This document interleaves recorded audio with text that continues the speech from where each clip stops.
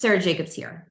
Today, we're talking about consent orders and settlement agreements and how and if the terms of those documents can be vacated.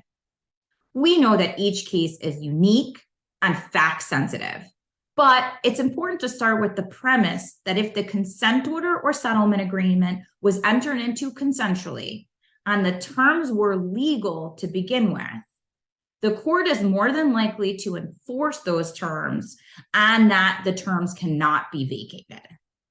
However, and I'm sure you expected this, there are circumstances in which consent orders and settlement agreements can be vacated. First, if the agreement or consent order was unconscionable, which means the terms were so skewed to one party's favor that a reasonable person would not have entered into the deal, the court can vacate the consent order or settlement agreement or that specific provision of this consent order or settlement agreement. Second, if there was a fact or mistake of fact made that substantially alters the outcome of the agreement.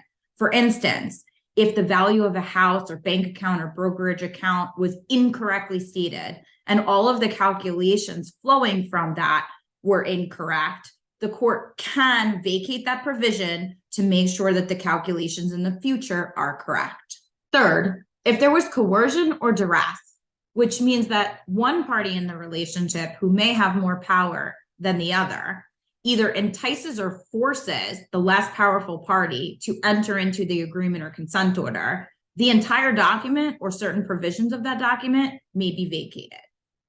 Also, if there was a knowing misrepresentation by one party or a knowing mistake, and there was no transparency or no communication letting the other side know that there was a misrepresentation or a mistake, and later the party who didn't know discovers it, that agreement can be vacated. Applications to vacate pieces of a consent order or agreement or entire consent order or agreements can be complicated. They need to be well documented, supported by the law, and detailed. It's imperative if you believe that you meet the criteria to vacate certain provisions or entireties of orders or agreements that you speak to an attorney experienced in family law, specifically in this area, to help you navigate the facts and circumstances of your case. It's really important to present the application to the court in a thorough manner, and a good attorney will partner with you and let you know if you have a case.